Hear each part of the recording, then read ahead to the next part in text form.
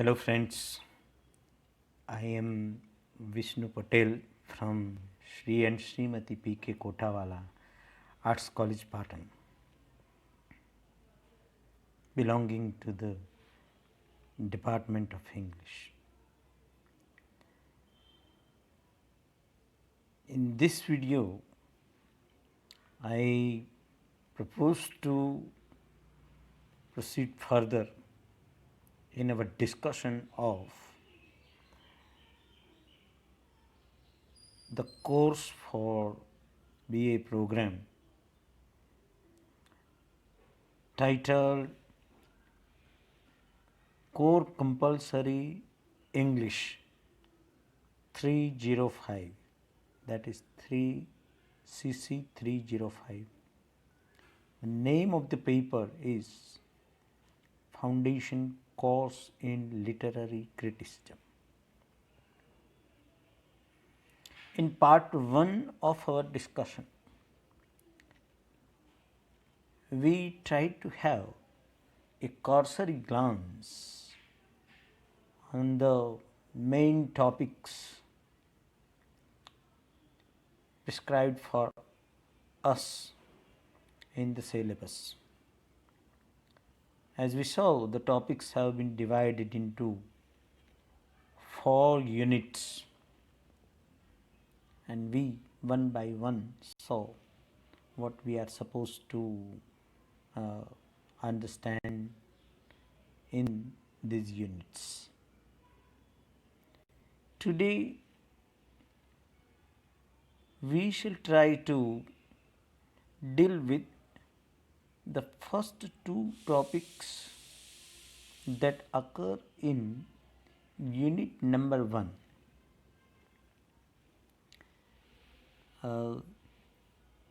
Unit number 1 deals with the following topics: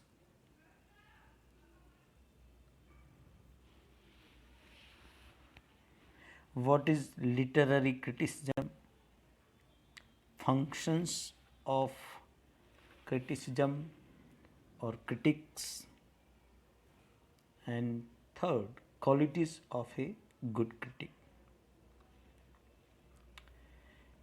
We saw that the first 2 topics, what is literary criticism and functions of criticism, are closely correlated. So we should never forget this fact. The nature and function of literary criticism must be correlative. The use of literary criticism follows from its nature. Actually, every object or class of objects is most efficiently and rationally used for what it is.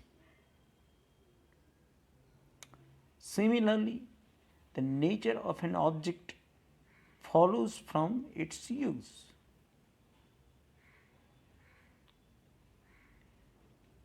Our definitions of different things direct our attention to the functions performed by those things.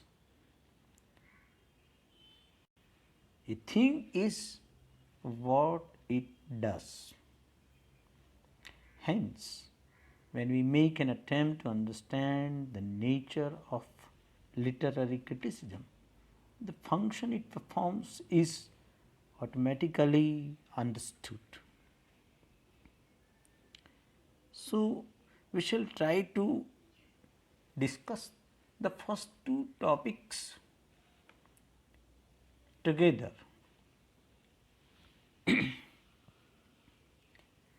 First of all, let us begin with the meaning of the term criticism.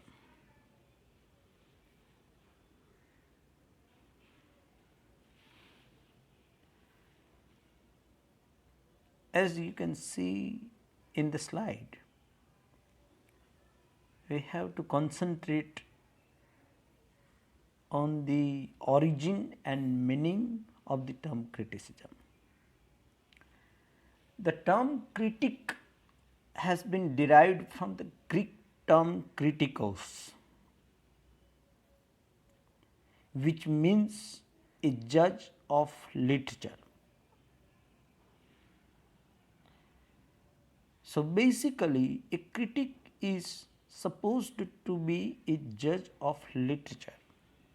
He has to judge works of literature and fix the value or pronounce verdicts upon the value of works of literature.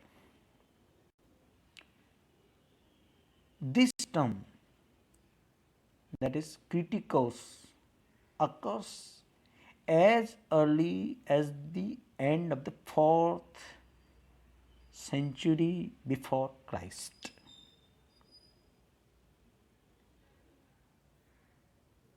It takes us in the period in which Plato and Aristotle lived. Both of them, as we saw in the first video, were great philosophers. And Plato criticizes poetry, Aristotle defends poetry. But this discussion or this reference takes us back to the very beginning of criticism in its rudimentary form.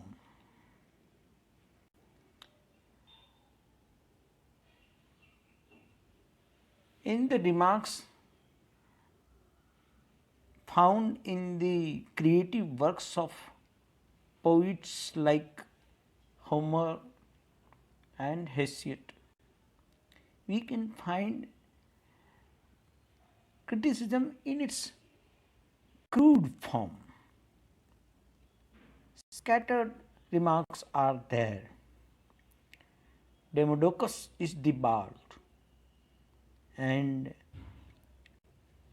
a person who introduces him before public throws light upon how Demodocus is able to utter his immortal song, with the help of which he pleases people. So inspirational theory is there, referred to in Odyssey. So this is not systematic criticism. Criticism in its rough form or crude form, rudimentary form, primary form, is to be traced in such remarks available in the creative works. But in the 4th century, we come across the word kritikos, which lays emphasis on the ability of the critic to judge literature. Homer lived in the 9th century before Christ. So in the 4th century, we come across this word kritikos. But then in the 2nd century AD, Anno Domini, after our Lord, that is Christ,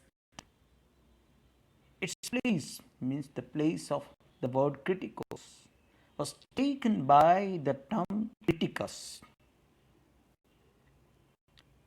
And criticus aimed at the interpretation of texts and words and improvement of works of writers either in Greek or Latin. So here the word criticus, as we can see, emphasizes interpretation as a major function of criticism. So we can see that both these words throw light upon two major functions of literary criticism: judgment and interpretation. Then they hardly occur in English in the Elizabethan age. The word critique and criticism hardly occur in English in the Elizabethan age. Criticism, the word criticism was used in the modern sense by Dryden, John Dryden, a major poet critic who lived during the Restoration age. In his preface to the State of Innocence in 1677, he says, criticism as it was first instituted by Aristotle was meant a standard of judging well. So Dryden clearly believes that criticism was instituted by Aristotle. Aristotle can be considered to be the father of literary criticism. Plato spoke about art in general and poetry in particular when he tried to vehemently denounce poetry. He argued against poetry, but he spoke as a transcendentalist, as a mystic, as a guardian or politician who is constantly worried about the establishment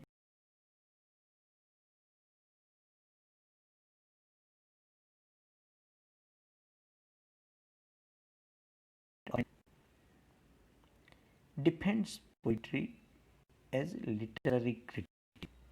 Practical observation is Aristotle's base.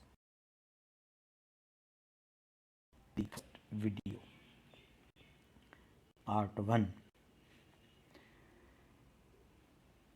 Today, the term literary criticism is applied to the study of works of literature with emphasis on their evaluation.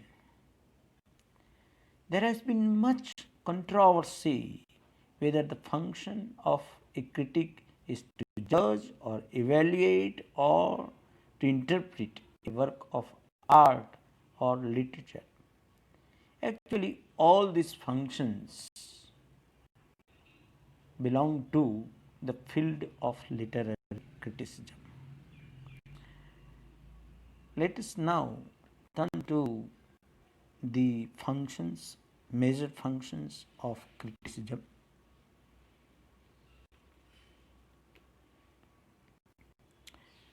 First of all, let us concentrate on judgment as being the function of literary criticism. In its strict sense, the word criticism means judgment. The literary critic is therefore regarded primarily as an expert who brings a special faculty, both natural and trained, result of training, special faculty to bear upon a piece of literary art or the work of a given author. He examines its merits and defects and pronounces a verdict upon it. But what is he a judge of? This is the question. Actually, a number of critics are of the opinion that the primary function of a critic is to arrive at and express a meaningful judgment of value. So the word value is very important. To set up as a critic, as I.A. Richards says, is to set up as a judge of values. Literary criticism, thus, is judgment of books, reviewing, and finally the definition of taste, of the tradition of what is a classic. So a critic is supposed to be a very well informed or well read person.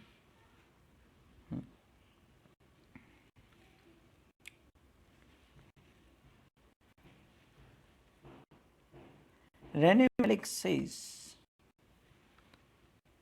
or Rene Malik emphasizes this thing in his book Theory of Literature. Then comes the turn of evaluation as one more function. Actually, when we try to fix the value or just the value of a work of art, literary art, we can be said to have evaluated that work. No doubt,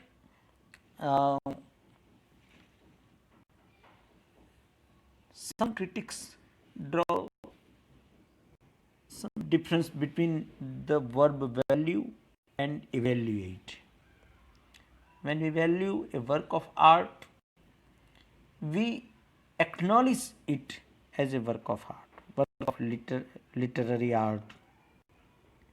When we evaluate work of literary art, we judge the merits and we decide the position it holds in the whole history of criticism. This can be considered to be a difference, but actually evaluative, judicial or normative criticism attempts at judgment of the merits of literature in relation to different value systems, social, moral or other value systems. Lee T. Lemon's dictionary, a glossary for the study of English, gives this kind of explanation so far as evaluation is concerned. Next major function of literary criticism is interpretation. As we saw in the first video or part 1 video, without proper interpretation of a work of literary art, we cannot pronounce a meaningful and sound verdict upon its merits and demerits, or we are not in a position to fix its position in the history of literary criticism or history of literature. So interpretation is equally important, and as we saw, ordinary reader is more interested in interpretation than judgment, because it is through interpretation that the critic arrives at a meaningful judgment. So if judgment be the real end of criticism, interpretation may be employed as a means to that end.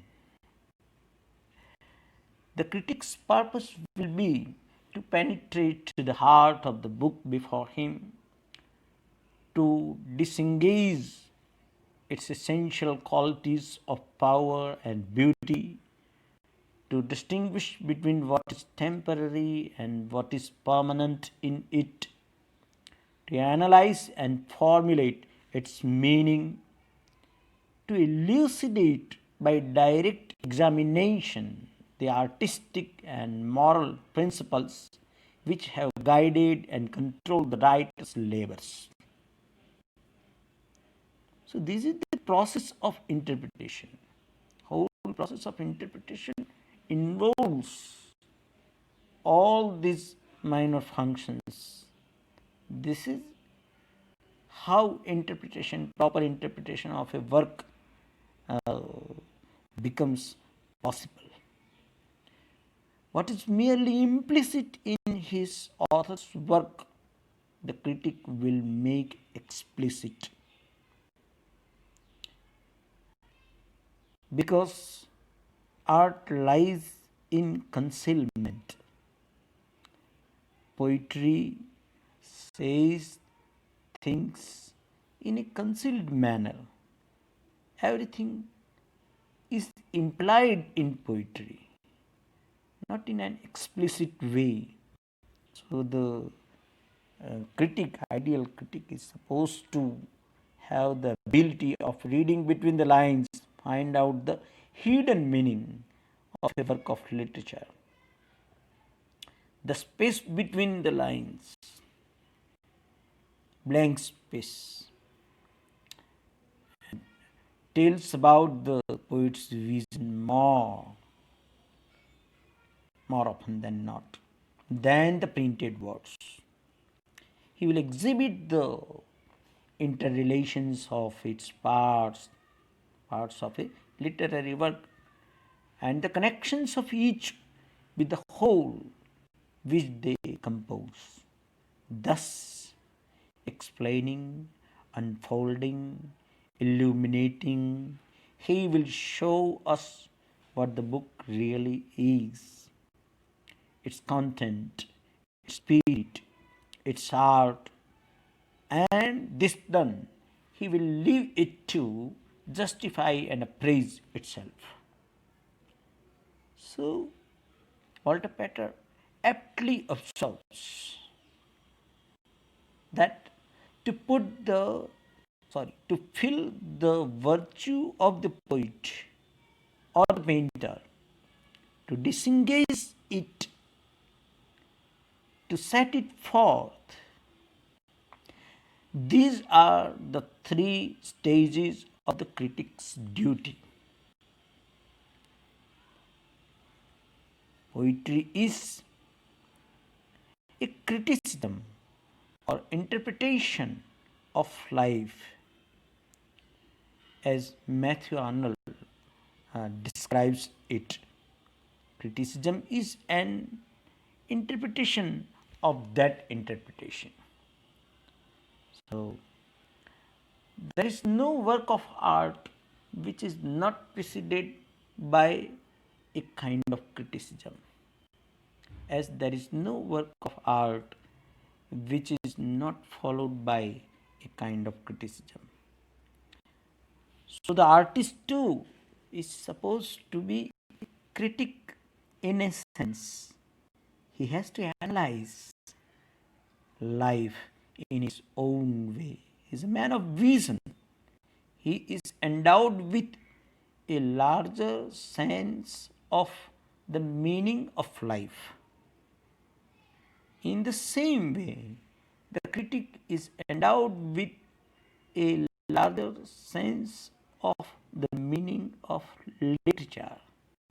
Sometimes the meaning is understood by the poet only, and an able critic is a person who has a sympathetic knowledge of the artist's heart. He can understand what the artist wants to convey through his melodious words, especially in the case of poetry. Sometimes it is very difficult to understand poetry. what the poet intends to say is to be understood properly, otherwise we are likely to do injustice to the poet. Poetry, the drama, the novel deal directly with life. Criticism, while dealing with them and their interpretation of life, may be defined as an interpretation of that interpretation. The question is likely to confuse us sometimes. If our first business is with a great author himself, why then should we use these so many intermediaries, critics? We have an ever increasing number not only of books about books, but also of books about books about books. Are these books then of no use? Question is very sound question, and it deserves our close attention. It is true that the essential virtue of a great book, its individual power, its life-giving stimulus, can be felt in their fullness only through immediate contact. In order to understand Shakespeare's vision, we must read directly Shakespeare's works. We must read his Hamlet, his Macbeth, his Lear in order to understand his tragedies, his tragic vision of life. It is also true that a powerful critic like A.C. Bradley is likely to impose himself upon us, as the readers. He dominates our thought to such an extent that we take his verdict as final. Henceforth, we look at the book not with our eyes but his. We find in it what he has found there and nothing else. What he has missed, we miss too. Our reading runs only on the lines that he has laid down. Thus, in fact, in such cases, he stands between us and his subject, not as an interpreter, but as an obstacle. This is an example of the abuse of criticism. But this does not lead us, or this must not lead us to a decision that criticism is of no use. Though the results which follow from the abuse of criticism are sometimes serious, one can't afford being indifferent to the fruitfulness of the use of criticism. To deny its service is equal to asserting that either no one else can ever be wiser than ourselves, or we can never profit by another person's deeper experience or superior wisdom. This is undoubtedly foolish of us. To think in this way is foolish of us.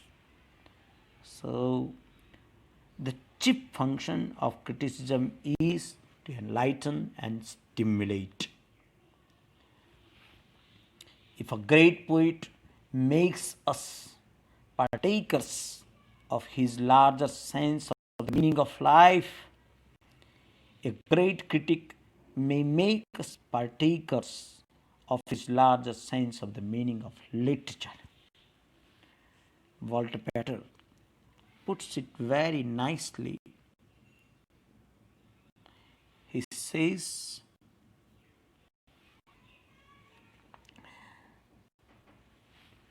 criticism is the art of interpreting art. Patterns, words are very, very important. Let me read it again. Criticism is the art of interpreting art. Carlyle also expresses his great regard for critics and criticism in these words. Let us see what he says. Criticism stands like an interpreter between the inspired and the uninspired. The poet is an inspired man. He cannot be understood so easily.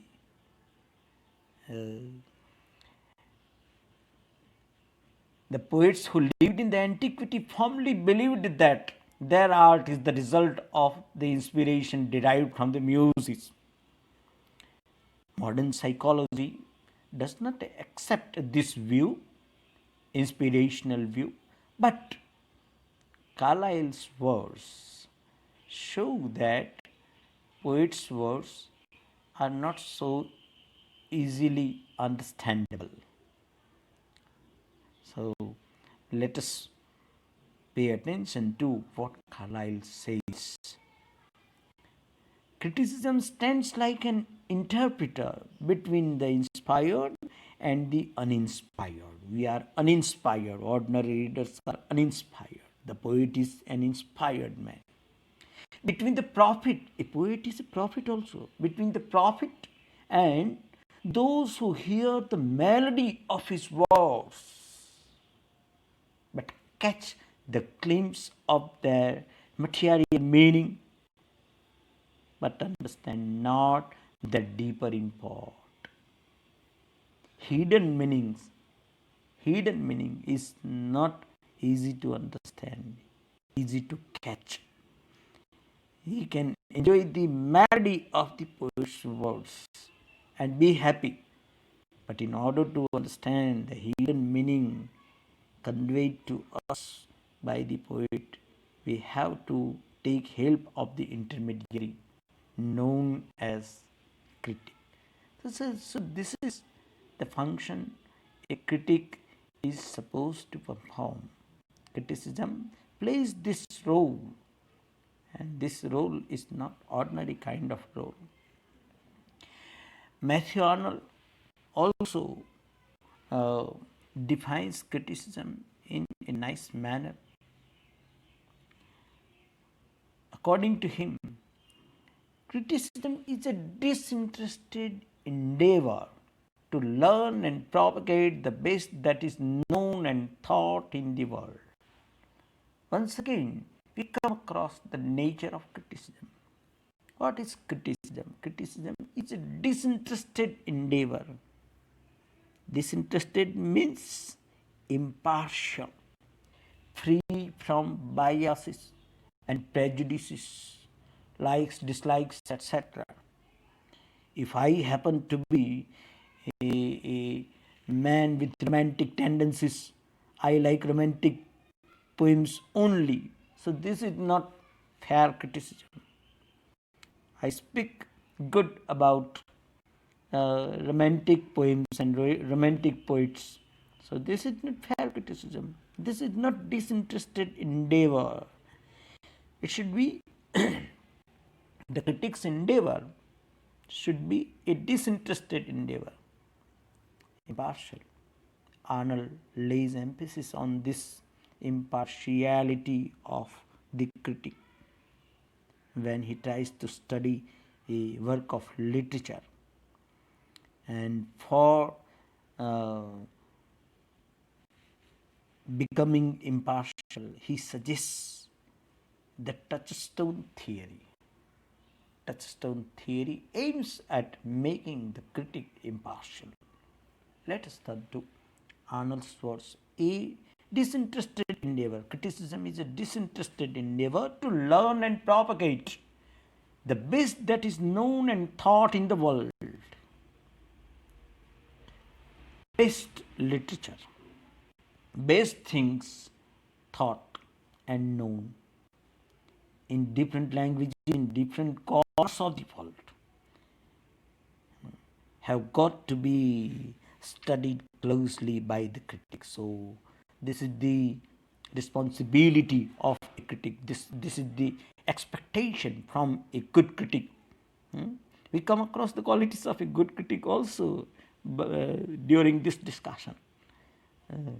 A good critic is supposed to be a well-informed man. He must have read a lot and read in various languages. So he must be a well-read man. It is only then that he can have proper standards for judging the work undertaken for criticism. So these are very good things that deserve our attention.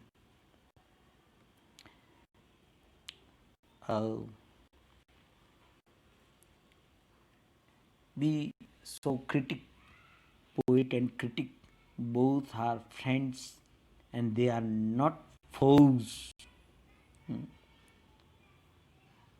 Before concluding our discussion, we must pay attention to this thing. They are not different things. Intellectual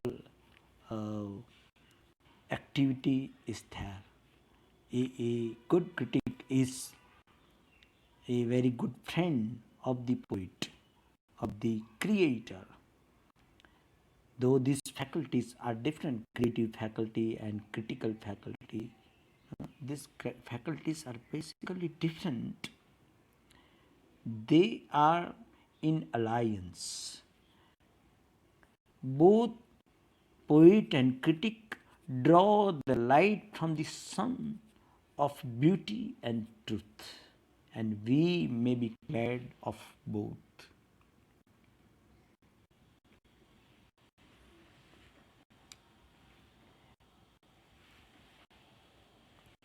Alexander Pope has put it very well in his essay on criticism. Pope has written very good couplets, heroic couplets, and many of his couplets enjoy the status of proverbs or sayings. So Pope has given this couplet. Let us pay attention to this couplet and read it. A perfect judge will read each work of each work of wit with the same spirit that its author read. Very nice couplet. A perfect judge is a perfect critic. He is an ideal reader, will read each work of wit. Works of literature are works of wit. They are the products of the writer's wit, with the same spirit that its author writ. I have been reiteratedly emphasizing the same spirit. A good critic is supposed to have a sympathetic knowledge of the artist's heart. He must be able to catch the spirit of the artist. It is only then that he can do full justice to his artist, his poet, the poet he has undertaken for a close study. So these are the functions of literary criticism, and while discussing the functions of criticism, we have also automatically come in contact with the nature of literary criticism. Thank you for being a patient listening to me. Thank you.